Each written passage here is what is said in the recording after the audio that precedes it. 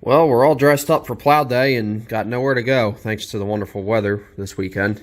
Postponed most of the events, and just my luck, all the local plow days have been postponed to April 15th. So there's, I think, 4 or 5 different ones in this area that are going to be happening on that day. So I'm trying to pick and choose carefully which one I'm going to attend. So that's going to put things on hold for this weekend. But since we're pretty much stuck inside, I figure I might as well spend some time working on the 60. And it's been in here couple months now, so I guess I am due for an update video. So it looks a little bit lighter since the last time you guys would have seen it, which was when I had hauled it up here. And to be honest with you, I was going to try and make a video of when I pushed it in here, but that ended up turning into such a cluster that it wouldn't have been worth my time, because that as usual, things don't go as expected, and it ended up taking us a good 4 hours to actually get it off the trailer and get it positioned just right so we could roll it in here with the Ford loader. So that trust me, that's you're not missing much there. That was probably better off not showing that on video anyway. But I've just been spending the last couple months picking away at it little by little, and I don't really have a good structure for this restoration series of videos yet. I'd like to try and do it like Squatch 253, but it'll be a long time before I'm at his level of professionalism, both from the mechanical standpoint and the video making point. So I'll just post some little updates as I go along here, little by little. So got the tractor in back in December and just slowly started taking it apart. I'd already had the sheet metal off of it from a couple years ago when I had started tinkering with it. So I got the sheet metal put in the other side of my building over there, or the other room, the storage room, I should say. That way it's out of the way. And I'm trying to be careful with how I make space for myself here in the shop, because as you can see, I mean, with all the little garden tractors here, space is getting kind of limited, and I've had to store them at other places for the time being, just for that reason, because garden tractors multiply pretty quickly, as many of us know. So before you know it, you run out of floor space in your shop. So for right now, I've resorted to just putting most of the parts that I take off down here on the floor underneath the tractor. And the nice thing about these 2 cylinders is that they're relatively simple. I mean, there's really not a whole lot to them. So taking them apart doesn't require any kind of fancy tools or equipment usually, at least from what I've come to learn.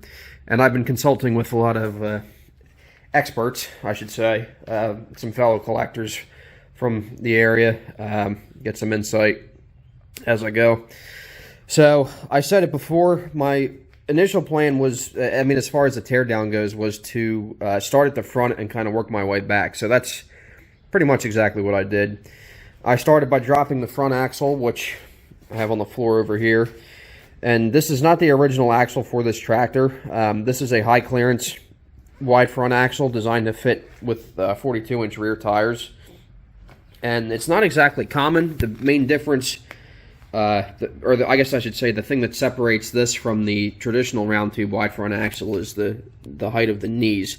The knee itself, or spindle, is a couple inches taller, and that gives it that extra height in the front there. And you can see here, just looking at the front axle, I'm not sure how you can see it with the lighting here, but there's all kinds of hammer marks and dents and whatnot in the casting from the past when, my grandfather or one of his hired hands or mechanics, went to adjust the width, the spacing of this axle, and was just beating it with a hammer. Because back then, that's they had to do what they had to do. There's no way around it. So, my long-term goal is not to reuse this axle. I'm definitely going to hang on to it, though. I know they're worth a good chunk of change, if I were to sell it. But this tractor had this front axle on it for so many years, and I hate to just get rid of it, especially since the surviving members of my family all remember it with a wide front axle. But I know that originally it had a single front wheel. And for the sake of simplicity and, potential future headaches, I'd rather have a single front wheel anyway. Be easier to store, especially given my space constraint here, and 520 already has one, so that'll, I think that'll look good on this tractor. It'll be a little less complicated. So I may rebuild this axle someday. I may go through the trouble of taking it all apart and replacing the tie rods and ball joints I don't know if I showed it in the past, but you can see this kind of homemade, farmer engineered tie rod setup that he had going on here. Evidently the local Deere mechanic was a bit of a handyman, and it served its purpose. But if I ever did actually take the time to rebuild this axle, those tie rods would absolutely get replaced. I'm actually kind of surprised they fared as well as they did with all of the lifting and hammering and beating that this thing has endured, and even in the last couple of weeks as I worked on trying to get it off the tractor. So the bushings, the pivot bushing looks okay there. I mean, my grandfather always kept it greased, so that's not really a big concern of mine. The surface here on the tractor itself, or on the front bolster, looks okay as well. The actual piece here, I guess, I don't know what you call it, the wishbone or the bolster, that's been giving me quite a bit of a fight. You can see I've had to take the torch to it, try and heat it up.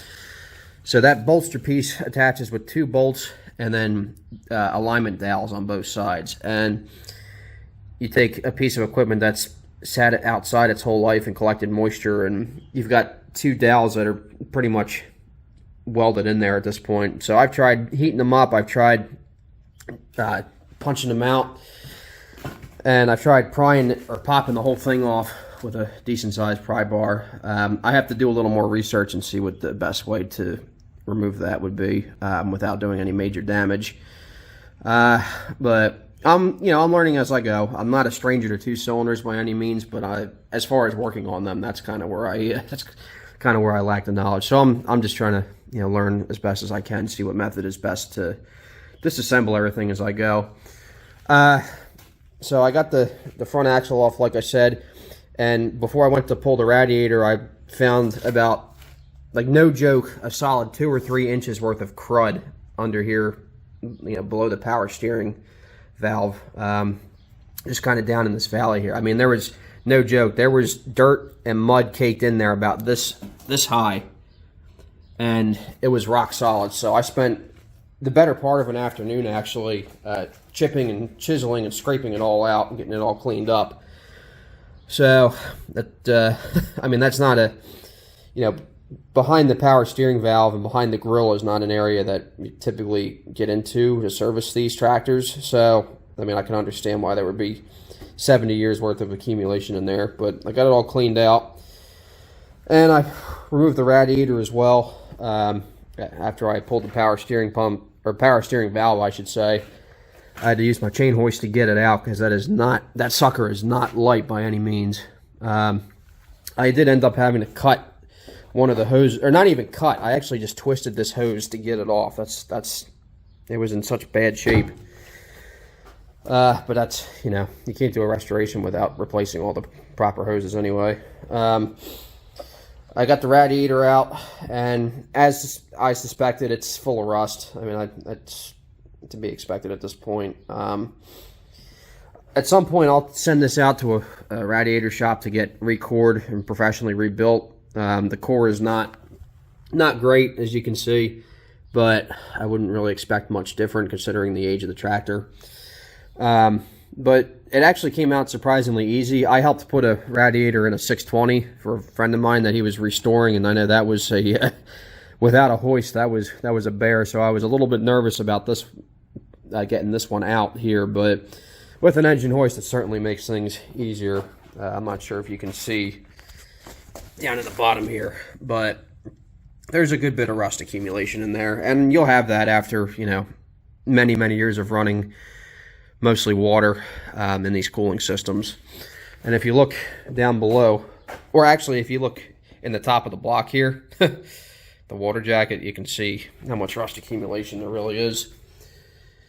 So, I mean, it kind of goes without saying, this thing's got to be filled with rust. I mean, it's to be expected given how this tractor has spent a good portion of its life. So after I had removed the steering valve and the radiator, I started working my way back. I pulled the fan shaft out, you can see there. I pulled the carburetor and a lot of the air intake assembly.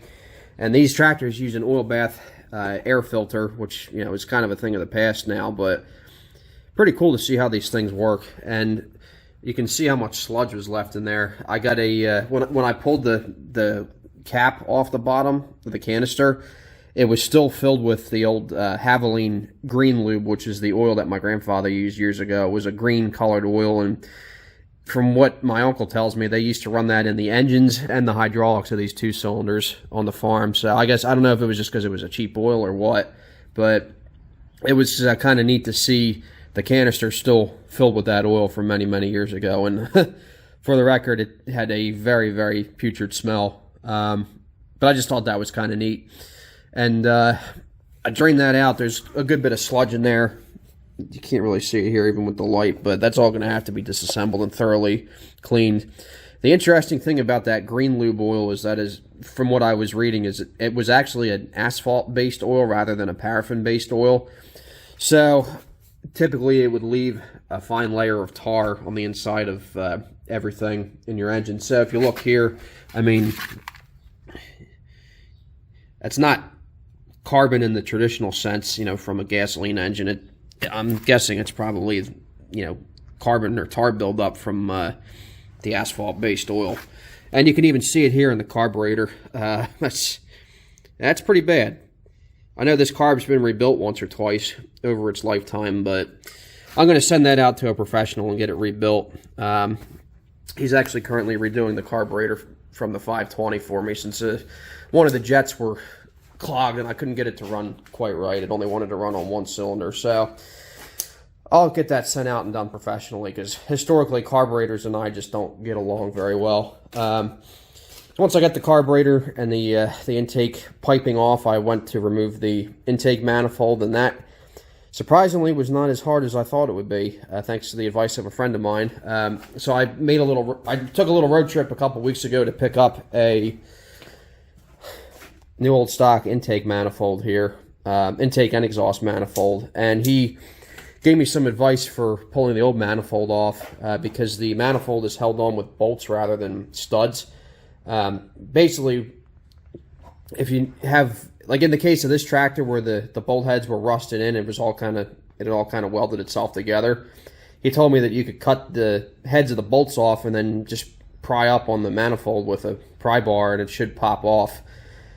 Of course, once you've got the fan shaft and everything removed on top of it, because the fan shaft runs right over the top of where that intake manifold sits.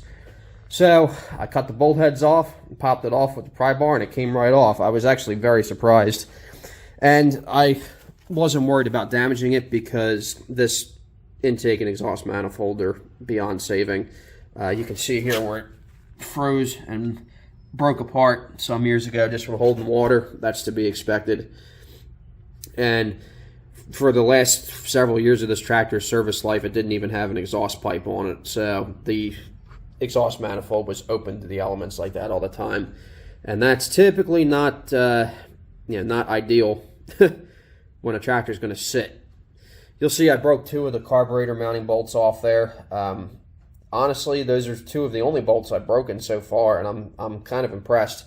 I guess soaking this entire tractor down in PB Blaster helped a little bit, but it also helps that my grandfather was always servicing and always working on this thing, when he wasn't farming with it. So it's not like everything had been kind of, it's not like all the bolts and whatnot had been untouched. So knock on wood, I hope I don't jinx myself here, but everything that I've taken apart so far has actually been, for the most part, pretty easy and forgiving. So let's hope that's the case for the rest of this project moving forward. The next thing I'm planning to do here is pull the valve cover off, take a look inside, and then we'll start. We'll pull the heads off, remove the block and pistons and rods, because they're not going to come out separately. I'm going to have to pull the block out with the pistons and rods still wedged in it. And then as part of that, I also have to disconnect the rods from the crankshaft, so I'm going to try and come in from the top. And right now I am also working on removing the clutch, driver, and pulley assembly. Unfortunately, the pulley was damaged in the process of moving it in here, because my chain slipped off the bucket of the tractor and it cracked that cast piece. So it's it kind of pissed me off, but I do have a good one on my parts tractor, so we'll go that route. I got the original clutch discs out, and you can see they're pretty much shot. Sorry about the lighting there. And the springs as well. So that's all going to need to be replaced. which I expected anyway, because this tractor ran for years without the clutch pulley cover on it. Those, for whatever reason, had a tendency to fall out, at least on this tractor, from what my grandfather used to tell me. So I don't know if it was a matter of just not having the clutch adjusted properly or what, but he just decided to run it without the cover, and I have no idea where it is or where it ever ended up. So that's going to result in many, many years worth of rust, deterioration, and headaches.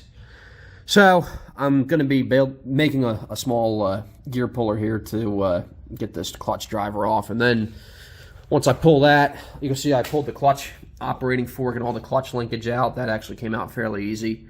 Once I get that clutch pulley off, you see I got the flywheel removed here, then I'll get the seal housing or retainer removed from this side, and then we'll be able to pull the crank out as well and take a look at it, see what we're dealing with. So like I said, so far everything has been fairly forgiving, I think. I hope I didn't jinx myself, but you can't expect to restore something like this that's spent its life outside and not run into headaches. So I'm just, at this point, I'm just really curious to see what we find when we open the case up here. One of the starter bolts broke off. It looks like it broke off right there where it threads into the housing, because the bolts thread in from the inside. So I'm going to have to drill that out to get it out. It looks like the other two bolts were already missing. I think I may have removed those a couple years ago when I was working on the tractor when it was still back in Jersey, but we'll get that out one way or another. You'll notice the starter cover that attaches to the bottom of the case there is also gone. So I don't know what the story is there.